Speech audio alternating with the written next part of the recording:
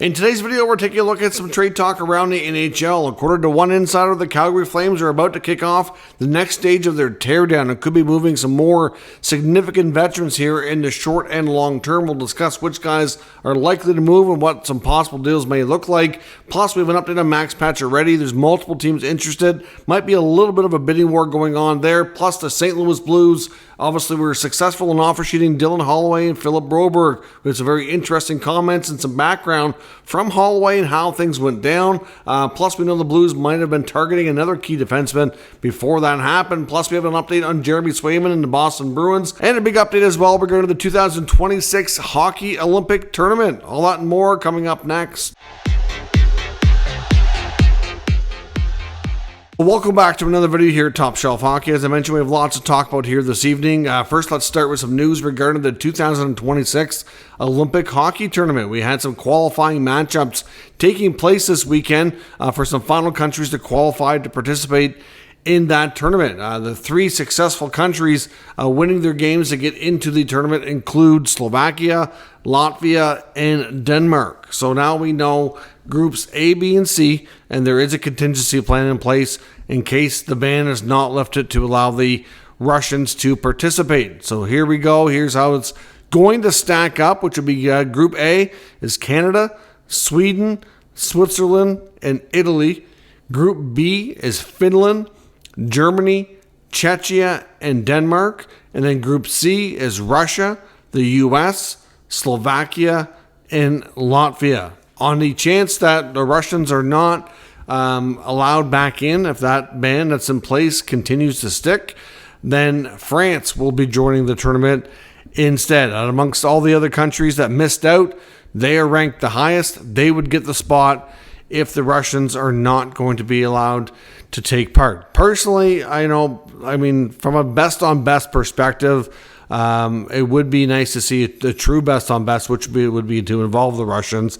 I understand the political climate and everything that's going on in the world and why they are obviously have been unable to participate in all that, and I do support that for the most part. But at the same time, just from a strictly hockey perspective and fan perspective alone, it'd be more interesting to see them participate. Hopefully, everything is at a position with the world political state that they're able to, but we'll see. That's a long ways off, and obviously, lots of work to be done to make that happen.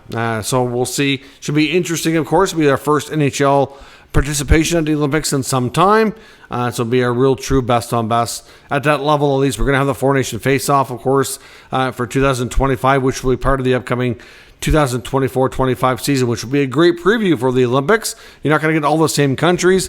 Of course, it's only going to be a four-team tournament with Canada, United States, Sweden, and Finland participating, but those four teams, which will all be some of the top teams in the tournament, will largely have mostly the same teams, I would suspect, with maybe a few little changes and whatnot, depending on, maybe how players perform or injuries or what have you in that sense. Now, we also got some interesting news regarding the Edmonton Oilers and St. Louis Blues situations that we saw not too long ago, a few weeks back, with the offer sheets. Of course, the Blues offer sheeted Dylan Holloway and defenseman Philip Broberg of the Edmonton Oilers, and they were successful. Dylan Holloway himself has appeared on a podcast with Andy Strickland and made some interesting comments that kind of gave us a little bit more background than we hadn't heard before. At least I hadn't. So Holloway's, one of the comments I found most interesting was that he said he thought it was handled very weirdly by the Edmonton Oilers. He also indicates, I guess, that the Oilers were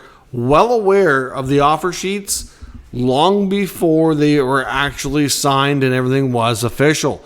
He says right at the beginning of negotiations, he and his agent made it known to the Oilers that this was very much an option.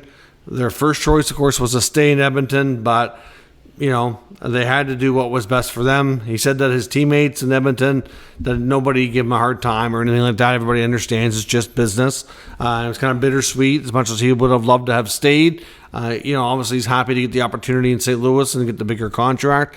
But yeah, they were well aware. So this was not surprising in the least. So you got to ask yourself, Did the Oilers really care that much, or were they really? I don't think they ever really had an intention to match. And there was a lot of debate throughout that 7-day period. Will they match? Will they not match? There were times where I was convinced they wouldn't. Then they made a couple of deals, and I was like, well, maybe they will. I didn't think they would on Broberg, but maybe on Holloway. And it just doesn't sound that, based on how they handled this and the fact that they knew such in advance that it was likely coming, they didn't really prepare for it. I mean, they were in a very tight cap situation, but, clearly the moves they made early in free agency, bringing in Victor Arvidsson, Jeff Skinner, and all that, clearly they valued those moves more. So I don't think it was something they were too concerned about. I suspect that before the offer sheets came, that they may have tried maybe trading these guys and maybe trying to see if they could get a better deal than get what they would get for compensation on the offer sheets, and obviously that never materialized. That's just a guess on my part. I mean, if they know that the offer sheet is a real option and it's likely coming, if they don't get them signed soon, you have to think they'd working on moving them, right? Because they would know what the approximate compensation. They may not know the exact amount of the offer sheets, but either way, it gives them something to look at. So Holloway said he was kind of surprised, and obviously said thought it was handled weirdly, whatnot. And you know what? It's his only time going through this. He really has nothing to compare to. So I'm not going to say he's wrong. I'm not going to say that he's off kilter or anything like that. But I honestly think it's just as part of their strategy. Like I said, I just think that they're more concerned with winning the Stanley Cup, and they valued the other moves more. And then once they found out about this, they probably did try to make some moves, but they weren't going to jeopardize anything too crazy. They valued their cap space more and their ability to try to win this year. So at the end of the day, I don't know if it was really all that weird. It was business. He said he thought, based on he and his agent, they thought they were asking for reasonable amounts. And I don't think they were asking for a whole lot more than what they probably should have got. I don't think it was that crazy on his side of it.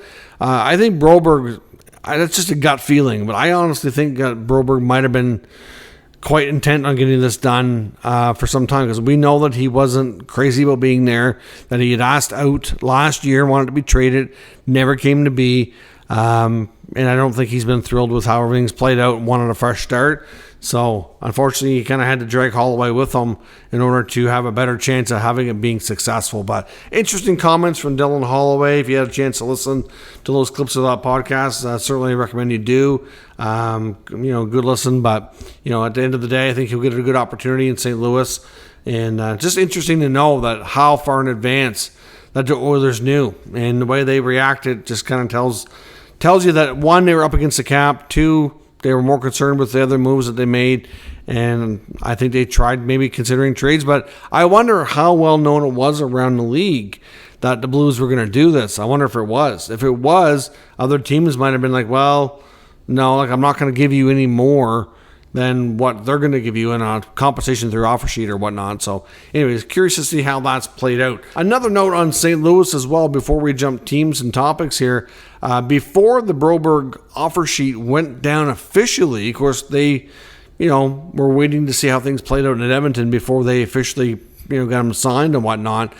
Dave Pagnotta of the fourthperiod.com also makes mention that before that happened, that they were targeting Mackenzie Weegar in Calgary. We knew St. Louis has been wanting to shake up their blue line for some time. And if they couldn't get Broberg, if that wasn't going to work out, they were talking and negotiating with the Flames around Mackenzie Weegar.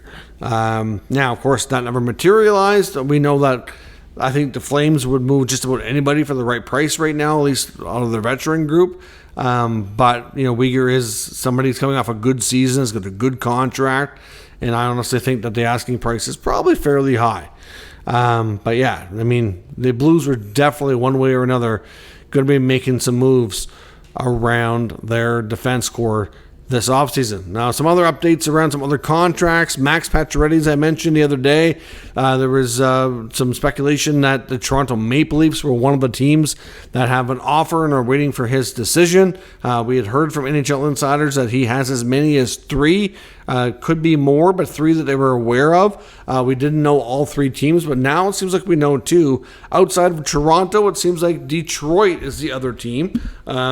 So that is another team that I'm a little bit surprised. They added a lot on the wings already. Another older player. They've got a lot of guys that are already up there in years. Obviously Kane playing at a high level, but still he's older. You've got Jeff Petrie, even Justin Hall's 32, Brendan Kemp, Talbot. They don't have as young a team as you would think, considering where they're at with their rebuild. So I'm a little bit surprised, but theoretically they have the space, but they also don't have contracts done yet for Berggren, Raymond, and Seider. And that could take up all or most of the money. So I'm not sure what the offer is, but it's believed that Detroit is one of those teams. So Detroit and Toronto, I'm not sure who the third team might be in that front. Arthur Staple of The Athletic talking about a former New York Islander, Cal Clutterbuck, and we'll say former New York Islander because it does not appear there's any chance of him going back. You never know with Lou. Like I said before, the loyalty with Lou runs deep, and I know with guys like Clutterbuck and Martin spent a long time with the organization and were unsigned right now. It wouldn't be a complete shocker if he goes ahead and brings one of them in, at least on PTO, but that doesn't seem to be happening. Martin, I think, is a maybe, but not likely. But Clutterbuck might be reuniting with former coach Barry Trotz. There is word from Arthur Staple, like I said, that the Predators are a team to watch when it comes to Clutterbuck, that Barry Trotz was a big fan of his when he coached him in Long Island. They have the cap space to sign him if they so wish. They've spent a lot of money in free agency, obviously bringing in a lot of names like Marchessault and Stamkos and Brady Shea, and they locked up UC Saros long term. But Clutterbuck might be another name to join that list. As I mentioned with Nashville as well, there's some names there that could be moved as well, so don't be shocked. We've already seen Askarov get traded. I do wonder about the future of Philip Tomasino, and if they bring in yet another veteran, that's just going to even make it more challenging for him to get much of a role or playing time or whatnot. So Clutterbuck might end up in Nashville, and I think Tomasino is definitely a name to watch in the trade market, especially as we get through training camp. I don't suspect anything too quickly there, but you never know. Jeremy Swayman and the Boston Bruins, of course, are still at a standstill. I know I've seen one article from the Boston Globe suggesting that they may have to settle on a bridge deal and not do the 7-8 year deal like many thought. Of course, I do think that's Swayman's preference at this point. I think he'd love to do an 8-year deal. I don't know. There's rumors he wants $10 million. That's a lot of money to choke down, but there's a lot of top goalies, making that. Not a ton, but there's some. Like, look at Bobrovsky. We all questioned that one, but then he won the Stanley Cup this past year. Vasilevsky's making big bucks. He's got a couple Stanley Cups. So if he can take them to be a deep playoff team all the time, get a cup or two during that run, like, it would be worth it. But it's just it's tough to say. A lot of teams have a real hard time choking down that kind of money for a goaltender. But I'm shocked still that they didn't have more progress made before moving Ullmark. But Swayman and the Bruins, the article in the Globe suggested that maybe a bridge deal and maybe that 3-year range, maybe 4, but it won't be as long a term, maybe 3 to 4 years, 24, 25 million, something in that range.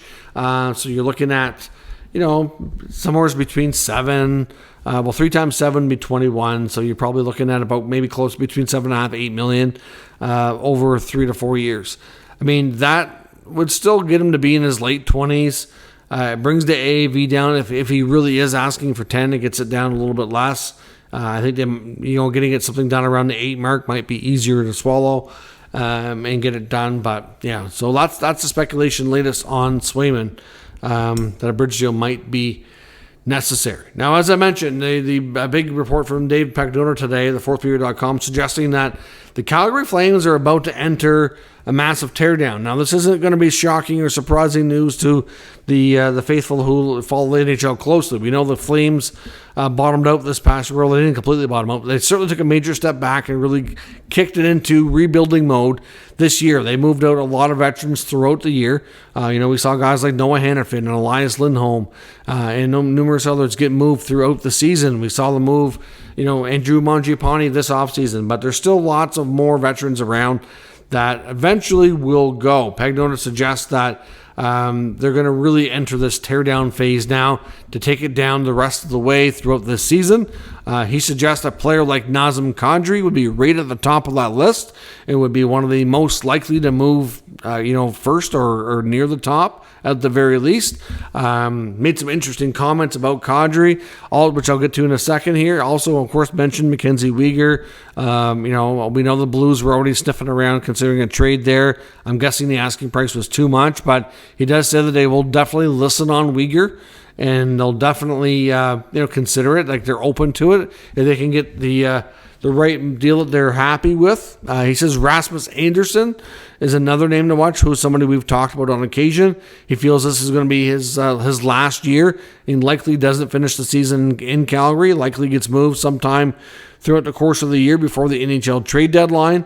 So those are some big names that could be great additions to other clubs and generate good returns. Now, the real interesting comment he made on Nazem Kadri, just to kind of, let us kind of read the tea leaves here a little bit and figure things out. But he says that Nazem Kadri would be willing to go back further east. Now, he doesn't specify the team. He does say not necessarily home to Toronto. So I don't think a reunion with Leafs Nation is in order here. I don't know if Kadri wants that or not. It doesn't sound like it. Because he says not necessarily back home to Toronto, but somewhere in that vicinity. So where would Kadri like to go? Now, we had heard before that he'd be open to a reunion in Colorado. And I still would like to think that makes a lot of sense for him. He had some of his best hockey there, had a lot of success and won the Stanley Cup. They're still a really good team who can contend. I would think if they could make that work, that he would go there too. But back east, if you think about not necessarily Toronto, but in that vicinity, well, you've got Ottawa in Ontario, you've got Montreal, you've got Buffalo's really close to Toronto, just across the border there in upstate New York. Detroit's not too far. Obviously that borders a different part of Ontario. So you would think it'd be probably in the Atlantic, but not the Leafs or the teams in Florida. So you're looking at one of the other, 3 or 4 teams. Boston, I guess, is a little further. Then you're looking at Boston, New York. The very east. And I don't know if you'd say in that vicinity of Toronto. When you're talking like flying on a flight, it's not that far, but geographically a good distance. So I'm not really sure, because without like I said, having his full intel here, we don't know. I don't know where he would like to go. Detroit and Ottawa are both rebuilding teams that haven't been in the playoffs in a while. I don't know about that. Then there's Buffalo's in the same boat, Montreal. None of these teams are contenders, right? So you're looking at all teams in that kind of general area within a little bit. I don't know. That's a tough one to figure out where he was hinting at that Kadri would be very open to going. When it comes to being closest to home, I would think, you're probably looking at Ottawa or Buffalo more so than Detroit or Montreal. But I don't know. Interesting for sure. Both teams could use a player like him, I think it's fair to say. They both have some pretty good young cores there, but a veteran like him could be in the mix. But, hard to say what we're thinking. But, the Avalanche are another team to me that still makes a ton of sense too, right? But, of course, he still has like 5 years left on his contract, $7 million. Not the easiest deal to move. Obviously, any team like them acquiring a player like that would have to give up, something, decent contract to make the money work and, of course, to make it interesting for Calgary. So curious to hear those comments from Pagnotta. So let me know and down in the comments below, where do you think Kadri would like to go based on these comments from Dave Pagnotta saying back east, but not necessarily home to Toronto, but in that vicinity? What team is he hinting at that Kadri would be very interested in going to?